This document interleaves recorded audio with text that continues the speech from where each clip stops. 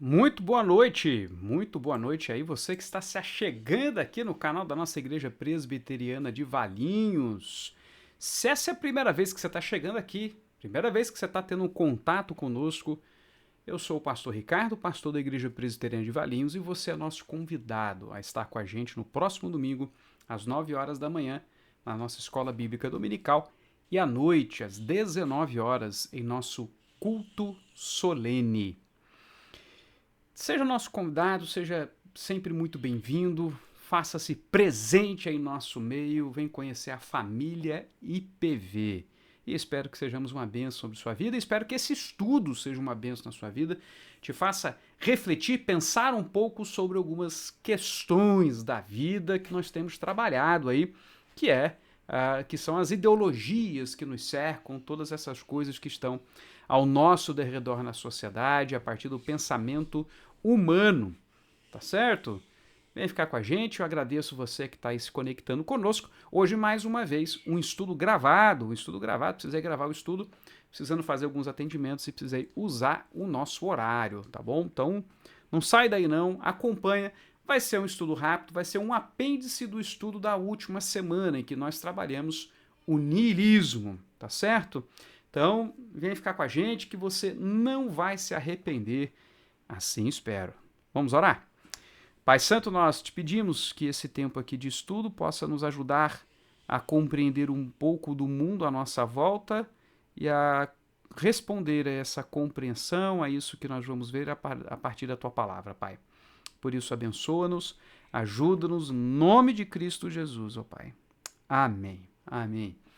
Então, meus queridos, nós estamos aí estudando aí, começamos a estudar sobre o niilismo, ou o nadismo, ou essa forma, essa corrente de pensamento que surge no momento pós-iluminismo. Nós já estudamos aqui algumas formas de pensamento importantes, algumas ideologias importantes.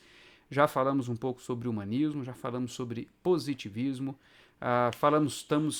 temos abordado aí como pano de fundo de tudo, por detrás de tudo isso daí, o materialismo, que é aquilo que está por aí em todas as ideologias que você for pensar pós-iluminismo, tá bom?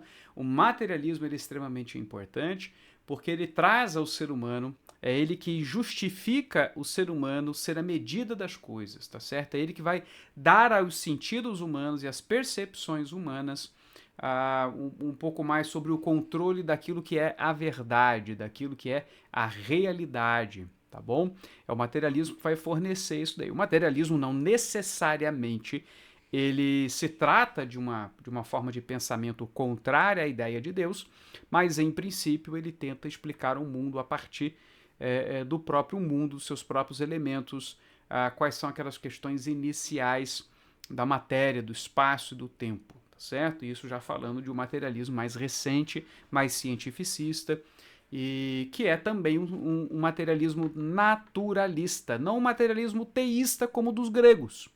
Os gregos eram materialistas, porém teístas. Você teve vários materialistas ali ao longo do pensamento grego.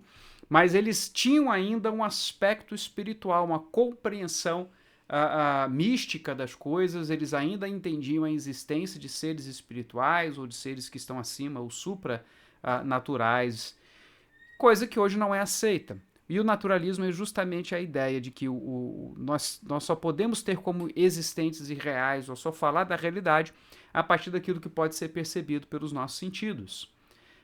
Não se trata mais de simplesmente tentar explicar o mundo como nele mesmo, mas se trata da afirmação de que só existe o que está no mundo, tá bom? Só existe isso, é essa só a nossa informação e a nossa origem está aqui. Toda a existência está contida dentro da natureza e toda explicação está contida dentro da natureza.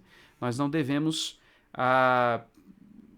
nos avançar ou não devemos nos colocar além de qualquer coisa ou além desse mundo, do que esse mundo pode oferecer. Então, esse é um pano de fundo muito importante aí para o materialismo e para todas as ideologias que vão surgir a partir disso. Nós abordamos aqui ao final, na semana passada, Três questões fundamentais aí que vão contrárias ao niilismo, que é essa ideia de que você não tem moral, você não tem nenhum tipo de ideia ou nenhum tipo de ideal ou de virtude ou de qualquer coisa que seja definida moralmente e eticamente como sendo realistas. Não passam de convenções que não devem necessariamente serem aceitas. Então o nihilista, ele antes de tudo é aquele que não aceita nenhum tipo de autoridade. Ele é aquele que não aceita nenhum tipo de colocação ou de forma de pensamento, de entendimento que vá além dos seus sentidos.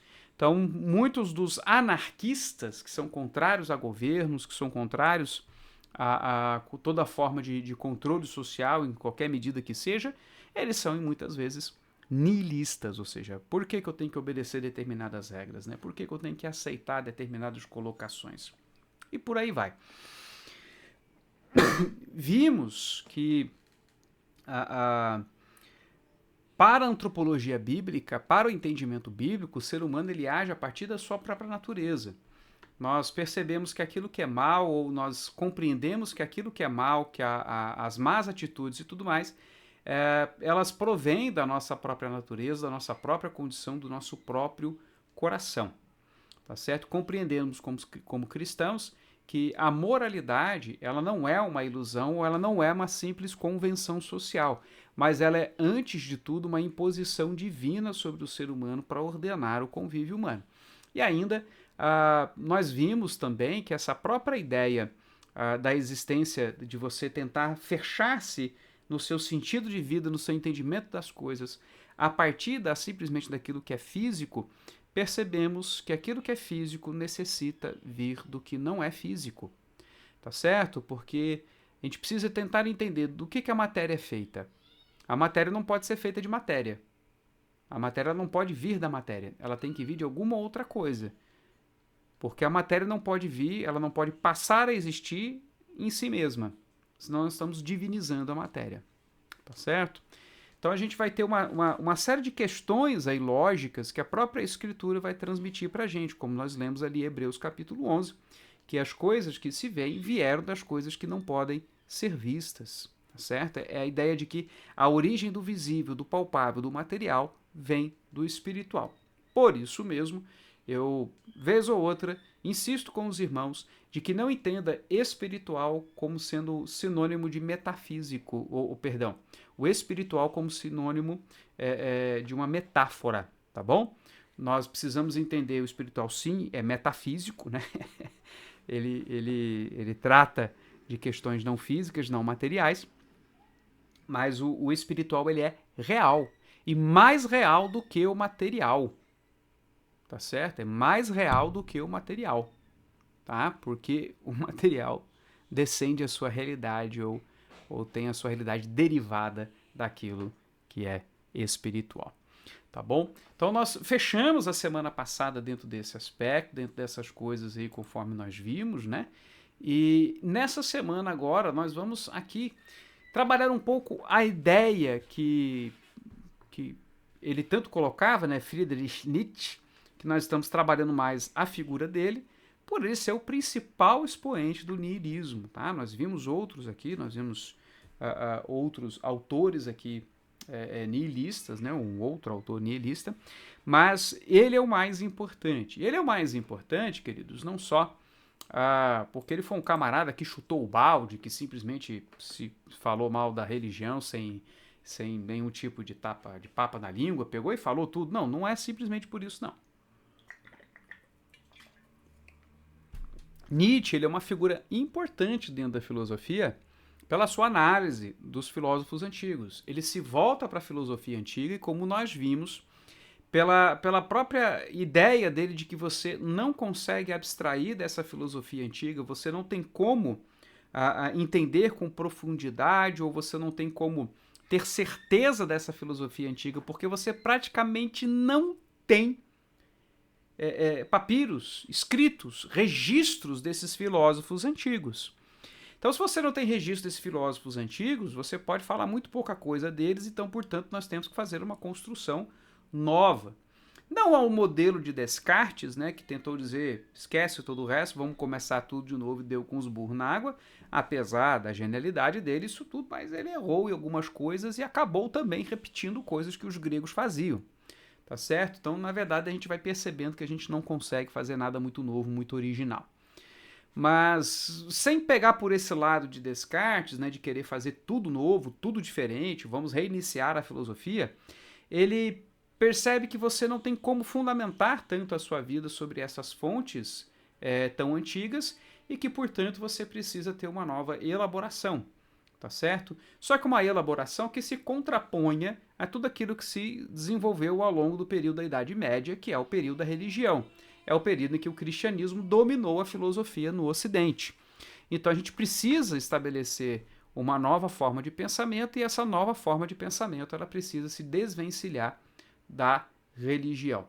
E dentro das suas principais questões está a questão da moral e da ética, certo? Então por isso a gente vai ver o nascimento de uma religião da Terra. Ele tem inclusive um livro que se chama Gaia, né? Que é a ideia da mãe Terra, né? Mas a questão da religião da Terra aqui é o fato de que a Terra é o nosso palco, a Terra é a nossa existência, a Terra é a nossa provedora, a Terra é onde tudo na existência humana se dá. É onde está a nossa origem, é o que nos sustenta e é para onde vamos no final das contas, certo?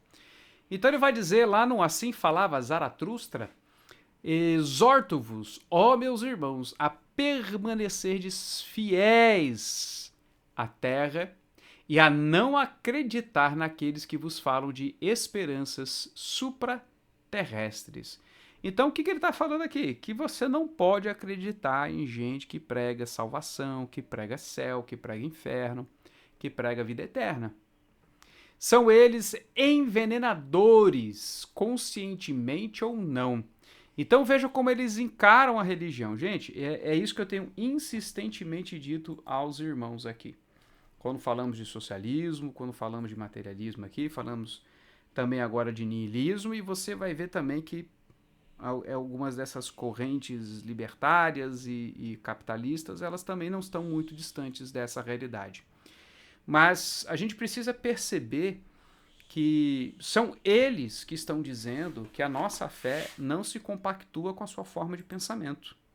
São eles que estão dizendo, estão afirmando aqui que a nossa fé ela não é real e que, portanto, não deveríamos de forma alguma abraçar essas coisas ou compactuar com essas coisas, concordar com essas coisas. E aqui Nietzsche vai dizer que se trata de um veneno. É um veneno. Então é assim que eles veem a sua fé. É assim que essa trupe de materialistas veem a sua fé. Então cuidado na hora de você abraçar uma ideia, abraçar alguma coisa e dizer que isso tudo é compatível com a sua fé. Pensa direito. São menosprezadores da vida, moribundos intoxicados de um cansaço da terra. Que pereçam, pois, ou seja, o que ele vai falar? Que essa esperança, essa busca pelo porvir, essa esperança supraterrestres, na compreensão dele, é o fato de que nós estamos cansados da terra e a gente quer ir embora. Então que vá embora, que vá virar pó, né? Que vire o pó. Nesse sentido, meus irmãos, Nietzsche ele não está de todo errado, tá certo? Todo cristão verdadeiro, à medida que ele vai encarando a realidade pecaminosa que o cerca, que está nele também, ele vai ter um aspecto de cansaço, ele vai ter essa sensação de que as coisas estão muito complicadas, é muito cansativo ficar neste mundo, é muito difícil conviver ou viver neste mundo, e a gente vai ganhando com o tempo um certo cansaço dessa realidade porque nós temos um outro ideal.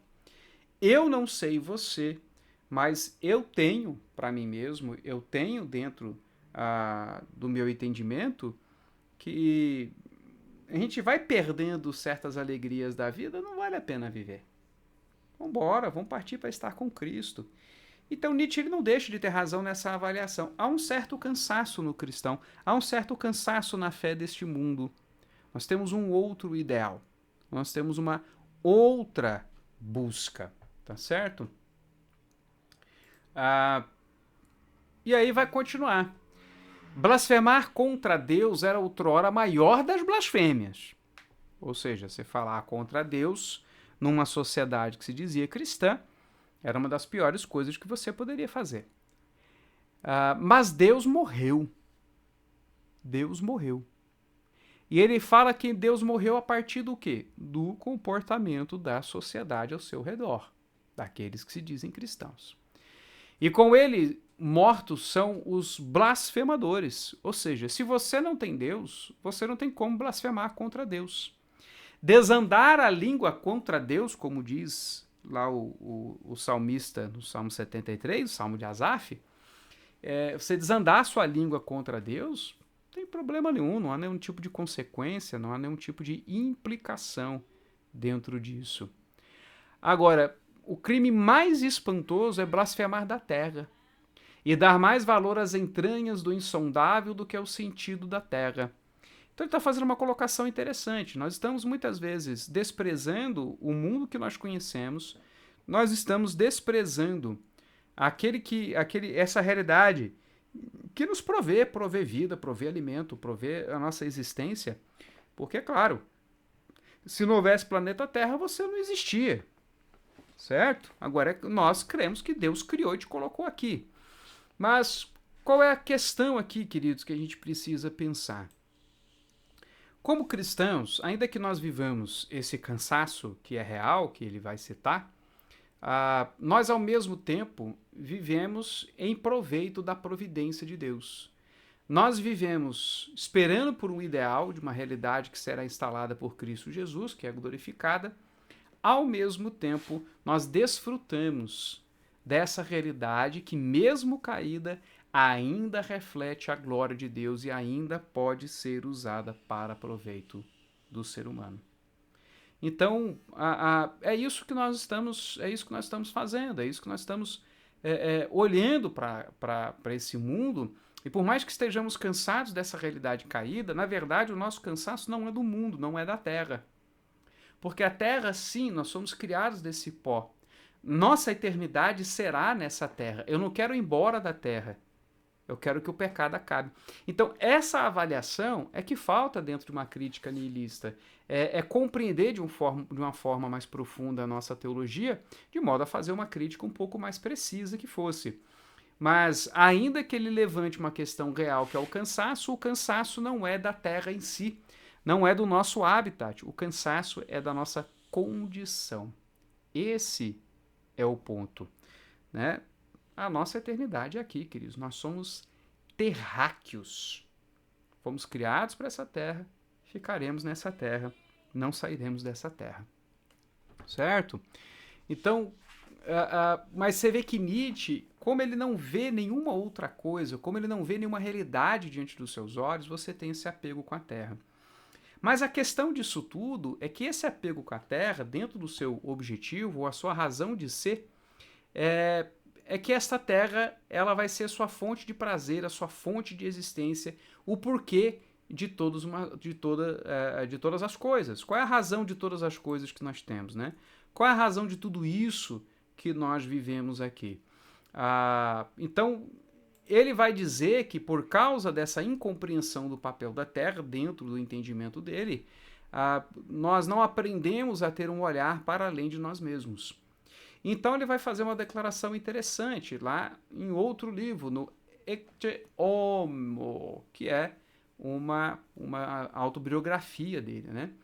Para ele, Deus é uma resposta esbofeteada e grosseira, uma indelicadeza contra nós, os pensadores. No fundo, apenas uma proibição esbofeteada e grosseira contra nós. Vós não deveis pensar. Então veja, há um olhar extremamente discriminatório, ou o que quer que você queira usar de palavra aí, contra a religião, compreendendo a religiosidade do ser humano como algo que impede dele pensar, porque conduz o ser humano a uma realidade metafísica que na verdade não existe e que, portanto, o faz deixar de olhar para este mundo que é um mundo que existe, que é um mundo que você tem ao seu alcance, que é a realidade na qual você se move e provê todas as coisas para você, inclusive seu prazer, e você deixa, portanto, de observar o seu proveito que você pode tirar do mundo que está ao seu derredor. Então você fica sempre olhando para o além. Essa é a crítica também marxista, essa é a crítica também dentro do comunismo, do socialismo, entendendo que o cristianismo tira da pessoa esse interesse pelo desenvolvimento social, porque a sua vida, os seus olhos estão lançados sobre um suposto porvir no entendimento dessa turma. Então, na verdade, o que ele está colocando aqui, né? Qual é a grande questão aqui de Nietzsche? É que nós precisamos, de fato, transpor os nossos próprios limites. Nós precisamos perceber a nossa ligação com essa terra e percebermos que tudo aquilo que necessitamos e precisamos para existir está em nós mesmos e não num ser celestial. Essa vai ser a defesa, esse vai ser o ponto de Nietzsche. Então, por isso que você precisa ir para além de si mesmo. Não deixe que a religião te prenda, te impeça de progredir. O que é difícil, no entanto, com Nietzsche, mesmo ele sendo, né, filho de pastor alemão, né, não de um cachorro, né, mas de um pastor que é alemão, é entender que a religião, de fato, ela te impede de pensar. A religião, ela pode ser uma prisão, como pode ser um trampolim para você. A religião pode ser algo que te abra os olhos, que te ajude a ver a importância de se pensar por si mesmo, ou de fato ela pode ser algo dominador, como qualquer ideologia, como qualquer forma de pensamento. Como quando você chegar para o niilista e começar a falar para o niilista sobre propósitos, sobre razões da existência, sobre objetivos de vida. Essas coisas são um absurdo, mas elas se tornam presentes em cada um de nós. Todos nós procuram uma razão para viver, todos nós procuram uma razão para fazer as coisas, para levantar de manhã e tudo mais. Daí, interessantemente, queridos, a gente vai ter esse desenvolvimento de uma moral nihilista, um certo orgulho nihilista, que vai se tornar o maior terror do nihilismo, como nós falamos, que é o fato de que existe uma moral, existe um certo e errado. Como é que um nihilista fala, por exemplo, que é errado e indevido você fala contra a Terra? Você não tem um princípio moral que diga que isso é indevido. Você não tem uma autoridade sob a qual todos nós estamos que defina isso. Tá certo? Mas há uma moralidade no sentido, portanto, de que a vida ela tem um propósito, ela tem um sentido. Essa é uma questão moral, porque tudo aquilo que for contrário a esse sentido vai ser criticado e visto como errado. Isso significa, portanto, que existe uma moral. Então, o sentido da vida é um progresso. O sentido da vida é a melhora da vida. O sentido da vida é o melhor contato com esse mundo, com essa terra. Mas há um sentido. Se há um sentido, há uma moral. Além disso, ele é contra a humildade e a frugalidade e submissão. Então nós vamos ver aqui um espírito orgulhoso no nihilista. Alguém que não vê na humildade uma força, que não vê numa simplicidade das coisas, ou seja, eu preciso da opulência, eu preciso do mais, eu preciso buscar, eu preciso consumir. A ideia de submissão, ela é totalmente achincalhada, e é por isso que nós vemos hoje em dia tantos ataques às questões de autoridade. A autoridade do marido em casa, a autoridade dos pais, a autoridades civis e tudo mais. Você vê essa constante briga contra a autoridade, porque as pessoas elas já não estão mais tão dispostas a se submeterem. E mais ainda, ele via mais valor na própria alegria como meio de evitar o mal ao próximo do que ter compaixão. A questão não é amar o próximo. A questão é você não incomodar o próximo. A questão é você procurar ser feliz de tal modo que você não afete a vida do próximo. Acabou. É isso aí. Mas há uma moral. Há limites. Há coisas para qual um nihilista como Nietzsche, ele olha e torce o nariz. Como assim, cara? Se não existe moral, se não existe certo e errado, por que é errado enganar? Por que é errado você dizer para as pessoas para esperarem pela volta de Jesus Cristo? Por que é errado todas essas coisas? Não existe moral, cara. Não existe um porquê não. Tá certo? Esse vai ser o ponto aí que a gente precisa abordar. E aí o que é importante para nós hoje aqui é lembrarmos do fruto do Espírito. O que diz aí? E os que são de Cristo Jesus crucificaram a carne com as suas paixões e concupiscências. O que nós temos a partir da palavra de Deus não se trata, antes de tudo aí, de uma adequação ao mundo, mas do reconhecimento de que nós precisamos fugir das coisas deste mundo, precisamos fugir daquilo que domina os nossos sentidos, nos dando prazeres ou incessantes ou constantes, né? Tanto que nós vamos ter aí a ideia do fruto do Espírito, em que ele está sendo colocado em contraposição aos frutos da carne, ou à obra da carne, que são conhecidas: prostituição, impureza, lascívia, idolatria, feitiçarias, inimizades, porfias, ciúmes, iras, discórdias, dissensões, facções, invejas, bebedices, glutonarias e coisas semelhantes a essas, a respeito das quais eu vos declaro, como já outrora vos preveni, que não herdarão o reino de Deus os quais tais coisas praticam. Então nós temos aqui essa colocação. Essas são as obras da carne. Interessantemente, elas estão associadas às paixões, aos desejos profundos, fortes, dominadores sobre nossas vidas, a ponto de que nós fazemos todo tipo de coisa e aceitamos diversas condições distintas a fim de atender esses desejos. Em contraposição, portanto, a essa visão que é contrária à humildade, que é contrária a uma moralidade sobre aquilo que é certo e errado, cuide apenas da sua alegria, ou seja, um certo egoísmo aí, tá? Nós temos justamente o fruto do Espírito. Mas o fruto do Espírito é amor, alegria, paz, longanimidade, benignidade, fidelidade, mansidão, domínio próprio. Então veja, nós temos aqui uma contraposição da palavra de Deus que nos deixa um tanto quanto sem alternativa, para que nós pensemos, ou para que nós não venhamos a concordar com uma ideia nihilista de que basta você não fazer mal ao outro. E aí é interessante, porque Jesus Cristo não vai dizer que basta não fazer mal ao outro. Qual é a regra de ouro que Jesus coloca? Faça aos outros o que queres que te faça.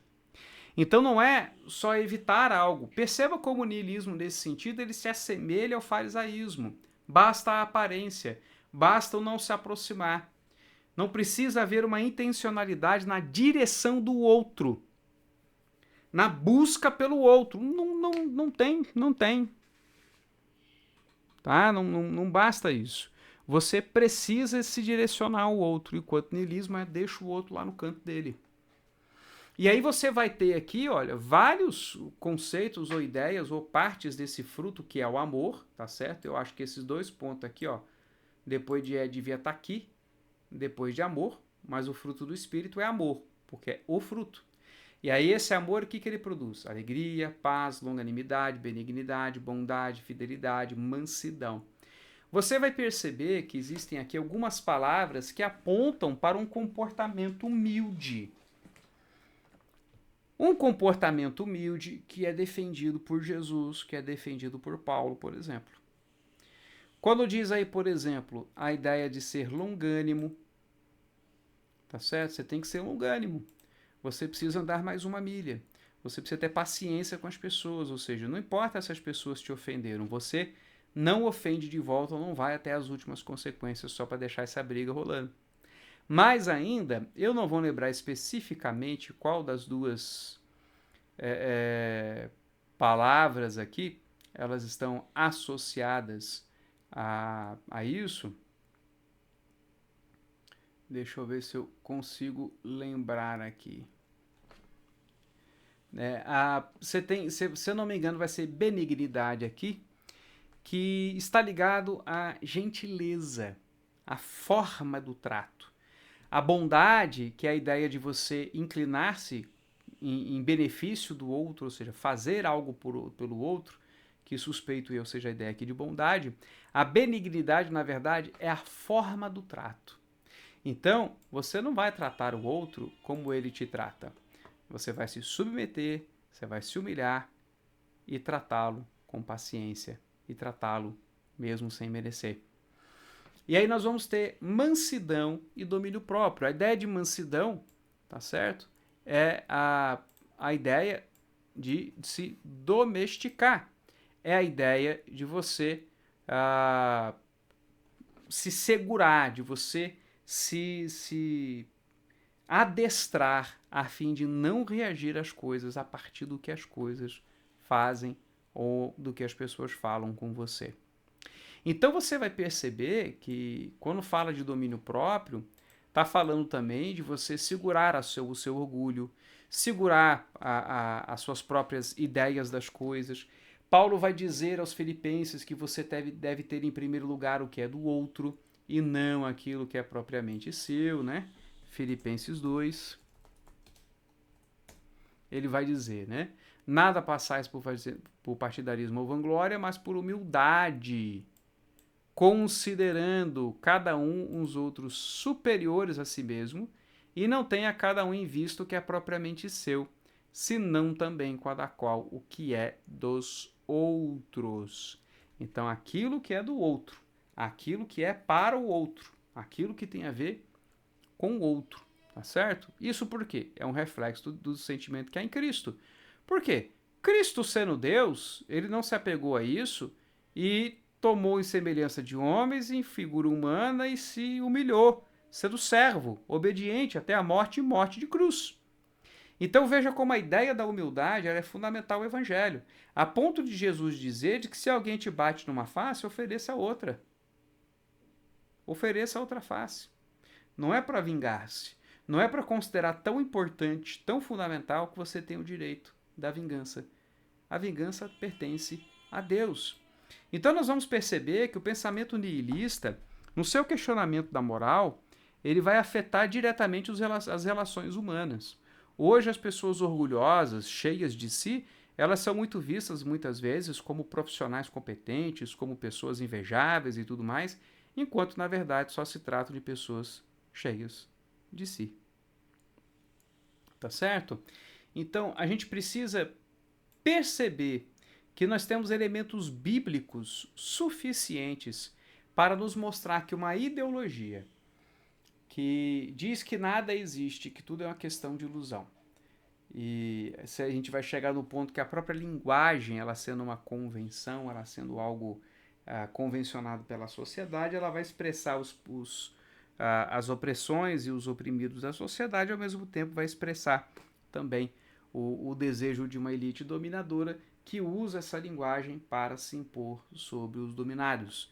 E aí você vai ter o desenvolvimento disso no estruturalismo de Michel Foucault, que quem sabe em breve aí nós estudaremos ele, tá?